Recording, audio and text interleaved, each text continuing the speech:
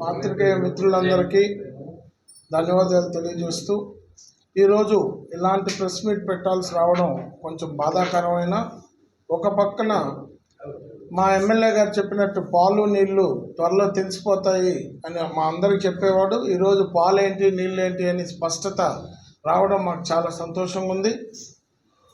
ముఖ్యంగా ముందుగా చెప్పాలంటే చైర్మన్ గారి ఎన్నిక దగ్గర నుంచి ఆ బాధ్యత ఆశేష్ సార్ కానీ, ఆనందన్న కానీ, మరియు మా గౌరవ దివంగత నేత మంత్రి గారు ఆ వార్డు బాధ్యత నాకు అప్పచెప్పడం మీ అందరికీ తెలుసు. నాతో పాటు ఆ వార్డులో గంధల లక్ష్మి అని, రహీం అని, వీళ్ళు ఇంకా సర్దారు, వీళ్ళందరూ ముందుకు అడుగు వేసి రాత్రింబొగుళ్ళు కష్టపడి ఆ అమ్మాయి గెలుపు కొరకు, ఆ అమ్మాయికి సాధారణ మహిళ, రాజకీయాల్లో తిరిగింది కాదు, ఒక 10 మందితో కూర్చొని మాట్లాడిన చరిత్ర కూడా లేదు ఆ రోజుల్లో. అలాంటి కేవలం ఒక వాలంటీర్ పోస్ట్ ఇవ్వడమే కాకుండా అలాంటి వ్యక్తి, చదువుకున్న వ్యక్తి ఉంటే బాగుంటుందని అందరూ తలచి అమ్మాయిని నిలబెట్టిన తర్వాత ఆ బాధ్యత ఇచ్చి ఆ 15 రోజులు ఇంచుమించు నేను 15వ వార్డులో పనుకున్నట్టే మేము రాత్రింబొగుళ్ళు కష్టపడి అందరం, ప్రతి ఒక్కరు నాతో పాటు ప్రతి ఒక్కరు ఆ వార్డులో కష్టపడి అమ్మాయి ఎన్నిక కోసం కృషి చేస్తే, దాంతోపాటు ఆ టైంలో ఉన్న ఒత్తిళ్ళకి అన్నిటికీ తలకోకుండా ప్రతి ఒక్కరు కృషి చేయడం జరిగింది. తర్వాత గెలిచిన తర్వాత మంత్రి గారు ఆలోచించి తిరుమల వెంకటేశ్వర స్వామి సన్నిధిలో, నాకు బాగా గుర్తు, చైర్మన్ ఎవరు పెడదామని ఆలోచిస్తూ ఈ అమ్మాయి చదువుకున్న అమ్మాయి, ఆ రోజు యాక్చువల్గా ఎస్టీ జనరల్ గంధల వేణుకు కూడా అవకాశం ఉంది, కానీ ఈ అమ్మాయి చదువుకుంది, ఈ అమ్మాయి చదువుకున్న అమ్మాయిని మనం పెడితే బాగుంటుందని మంత్రి గారు ఆలోచించి ఏకవాక్య తీర్మానం చేయడం, మీ అందరం దానికి సమ్మతి తెలపడం, పార్టీ నాయకులందరూ ముక్త కంఠంతో మంత్రి గారు చెప్పిన దాన్ని అభినందిస్తూ ముందుకు తీసుకెళ్ళడం జరిగింది. ఆ తర్వాత ఆత్మకూరు ఇక్కడ విచ్చేసిన ప్రతి ఒక్క పాత్రికేయులు తెలుసు జరిగిన సన్నివేశాలు ఎన్నో.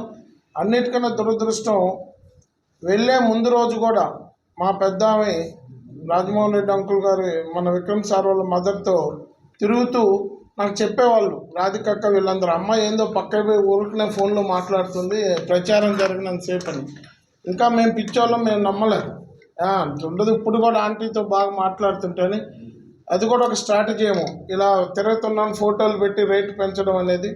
నిన్న వీడియో చూశాను, కొంతమంది నాయకులు ఆపోజిట్ సైడ్ నుంచి ఏందో కొంటున్నాం అంటున్నారు. మనందరం ఇక్కడ ఉండే వాళ్ళు గుండె మీద చేసుకుంటూ చెప్దాం, వైఎస్ఆర్ కాంగ్రెస్ పార్టీ ఆత్మకూరులో నిండుకుండ, ఇక్కడ నాయకులకు కొదవలేదు, పూర్తిగా నిండిపోయి పొల్లి బయటకు వస్తున్నారు. ఇలాంటి పార్టీకి ఒకరిని కొనాల్సిన అవసరం ఏమన్నా ఉందా? అలాంటి పరిస్థితుల్లో కొనుగోలు అనే వ్యాపారం మొదలుపెట్టింది ఎవరో ప్రతి ఒక్కరికి ఇక్కడ ఉన్న వాళ్ళకి తెలుసు, అలా మీడియాకు వచ్చి మాట్లాడే వాళ్ళకి తెలుసు. ఈరోజు ఒక ధనికుడిని తీసుకొచ్చి, ఒక ధనికుడి ద్వారా డబ్బులు తీసుకొచ్చి ఇక్కడ ప్రతి ఒక్కరిని, ముఖ్యంగా గవర్నమెంట్ అంటే పేదగా ఉన్న నాయకుల్ని టార్గెట్ చేయడం. ఇప్పుడు ఆశీష్ సార్ని టార్గెట్ చేయలేరు, నన్ను టార్గెట్ చేయలేరు, ఆనందాన్ని టార్గెట్ చేయలేరు. ఎందుకంటే డబ్బున్నా లేకపోయినా ఒక స్టేటస్లోకి వెళ్ళిపోయాము, మేము నిలబడతామని. కానీ ఇలాంటి బార్డర్ లైన్లో ఉండే వాళ్ళని డబ్బుతో టెంప్ట్ చేసి, అంటే ఇండైరెక్ట్గా వాళ్ళని హేళన చేస్తున్నారని నేను భావిస్తున్నా. వాళ్ళ ఆర్థిక స్థితిని అగౌరవంగా చూస్తున్నారు ఇతర పార్టీ వాళ్ళు, వాళ్ళ డబ్బు ఎరవేసి అగౌరవంగా చూస్తున్నారనేది నా ఆలోచన. అలాంటి పనులు చేసి వాళ్ళని తీసుకువెళ్ళడం జరిగింది. నాకు తెలిసి తప్పకుండా ఇక్కడి నుంచి పోయిన సర్దార్ అయితేనేమి, రామాదేవి గారు అయితేనేమి, లేకపోతే వేణు అయితేనేమి, మా చైర్మన్ గారు అయితేనేమి, తప్పకుండా వాళ్ళైతే హ్యాపీగా ఉండరు. కాకపోతే పోయిన తర్వాత వెనక్కి తిరిగి రాలేరు కాబట్టి ఏదో ఒకటి కాపురం వెలగబెడుతుంటారు. వాళ్ళందరూ పోయిన తర్వాత మేము ఇంచుమించు అన్ని వార్డులు పోవడం జరిగింది. ఎట్లా ఉంటుందంటే జగన్ అన్న అంటారు, మీరు బలంగా కొడితే మేము 2 అంతలు కొడతామని, అది నిజం లాగుంది. ఈరోజు మేము ఆ వార్డులో పోతే మాకు వాళ్ళు వచ్చి ఓదారుస్తున్నారు, మీరు బాధపడద్దు సార్ మేము ఉన్నామని ప్రజలు ఓదార్చడం మేము చూడడం మాకు చాలా సంతోషకరం ఉంది. జగనన్న చెప్పినట్టు ప్రజలంతా ఆల్రెడీ సిద్ధమైపోయారు, వైఎస్ఆర్ కాంగ్రెస్ పార్టీకి గుద్దడానికి సిద్ధమైపోయారు. రాబోయే రోజుల్లో ఈ కొనుగోలు వ్యాపారస్తులకి జూన్ 4వ తేదీ ఎంత భయంకరమైన రిజల్ట్ వస్తుందో వాళ్ళకి తెలుస్తుందని నేనైతే గట్టిగా విశ్వసిస్తున్నాను. నాకు ఆత్మకూరు ప్రజల పట్ల చాలా నమ్మకం ఉంది, వాళ్ళ ఆలోచన పట్ల నమ్మకం ఉంది. ఏదో ఒకరిద్దరు నాయకులు పోయినంత మాత్రాన ఇక్కడ ఎటువంటి ఇబ్బంది లేదు. అంతేకాకుండా అంతకుముందు ఒక నాయకుడు పోయాడు కౌన్సిలర్గా, ఆయన కూడా చాలా మాట్లాడుతున్నారు చాలా విషయాలు.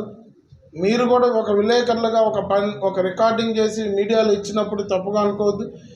ప్రతిదాన్ని వాళ్ళని కూడా ప్రశ్నిస్తే కొన్ని నిజాలు రాబడితే బాగుంటుందని మేము తెలియజేస్తూ ఈ అవకాశం ఇచ్చిన మీ అందరికీ పేరు పేరున ధన్యవాదాలు తెలియజేస్తాను.